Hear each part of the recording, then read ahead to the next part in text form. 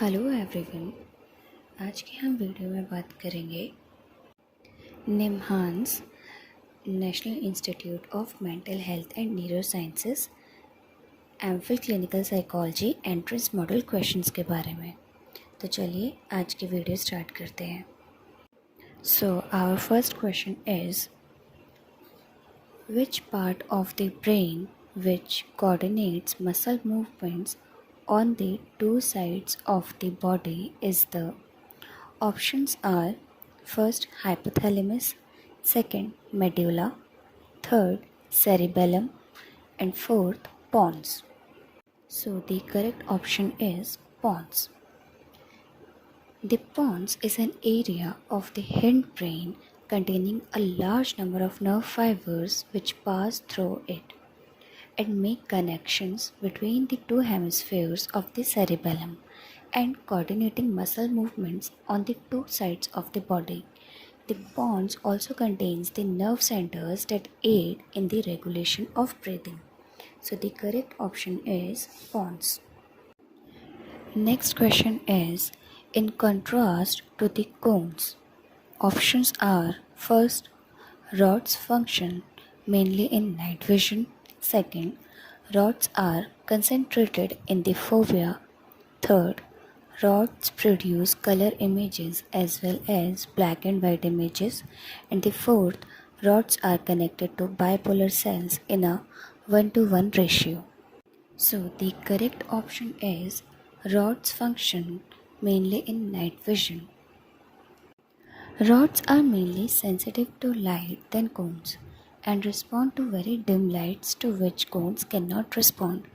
Due to this sensitivity, rods function mainly in night vision. They also produce only black and white images. So, in simple manner, we can say that rods are responsible for night vision and cones are responsible for color vision. Next question is which of the following is an endocrine gland controlling growth and stimulating other endocrine glands? Options are option 1 adrenal, option 2 pituitary, option 3 thyroid, and option 4 parathyroid. So the correct option is pituitary gland. The pituitary gland is a pea-sized gland that is attached to the bottom of hypothalamus. It secretes a large number of hormones, some of which function to stimulate other endocrine glands including somatotropin. So the correct option is pituitary. Next question is the reticular formation of the brain. Option 1 has definite boundaries. Option 2 is critical for wakefulness and alertness. Option 3 can only be activated by certain stimuli. And option 4 is important for conveying precise information. The correct option is critical for wakefulness and alertness. The reticular formation is critical for wakefulness and alertness. The input and output of the reticular formation are diffuse, so the area appears more irregular and disorderly than the rest of the brain. Any strong stimulation activates the system and diffusely activates the entire cerebral cortex. So we can say reticular formation is a kind of relay system. So when they get information from other part of the body, they distribute those information to the different part of the cortex, where there will be more stimulation in the reticular formation. In that condition, individual may feel wakefulness, less activity in the reticular formation. Next question is memory retrieval is enhanced when a person is the same situation or environment as during learning. This is called option 1 elaborative rehearsal, 2 state dependent learning, 3 flashbulb memory, and 4 memory consolidation.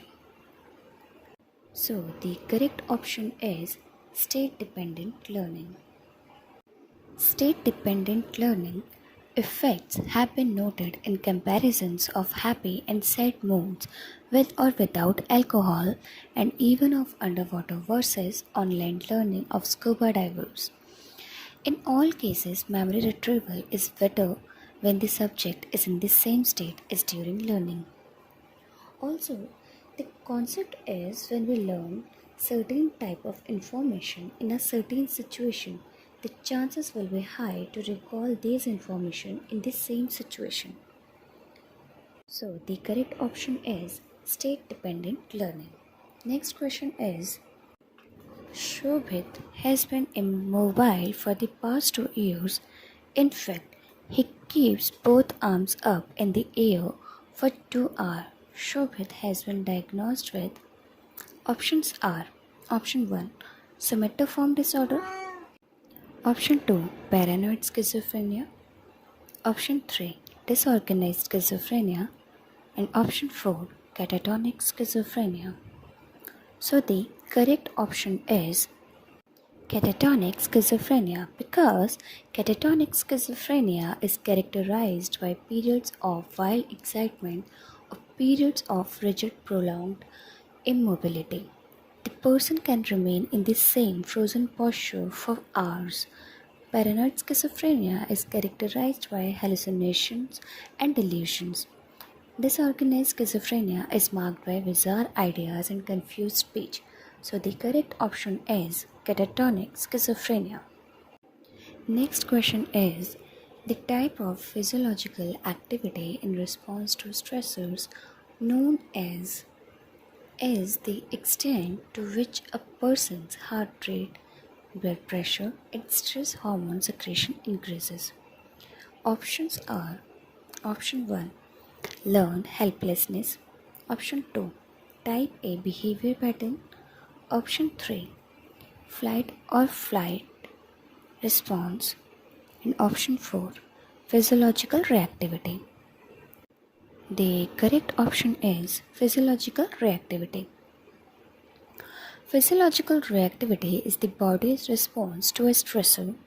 There are several different indicators of physiological reactivity, such as changes from baseline in heart rate variability, systolic blood pressure, diastolic blood pressure, and body temperature. So the correct option is physiological reactivity. Next question is, sensory is the tendency of the sensory receptors to respond less and less to a constant stimulus. Options are option 1 adaptation, option 2 spectrum, option 3 perception, fourth option is stimulation. So the correct option is adaptation. Sensory adaptation is the tendency that our sensitivity tends to decreases over time to an unchanging stimulus. So the correct option is adaptation. Next question. The EEG recordings during the deepest stages of sleep feature large amounts of which of the following waveforms? Options are option 1 alpha waves, option 2 beta waves, option 3 gamma waves, option 4 theta waves, and option 5 delta waves. Correct option is delta waves.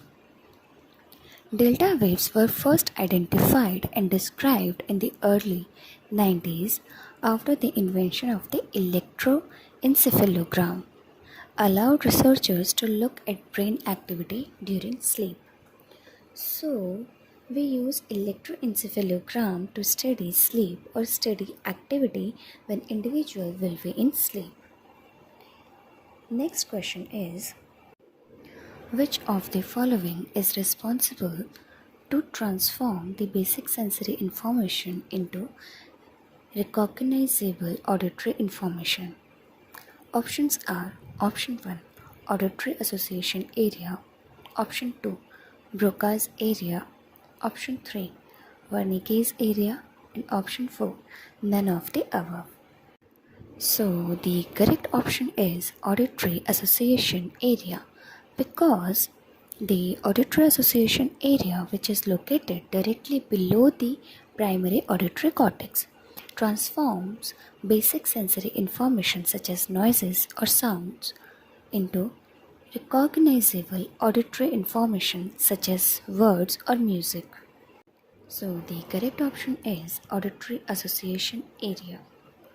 I hope all these questions to understand the pattern in question of the paper. Thank you. Like and share this video. Also subscribe it for all the informative videos.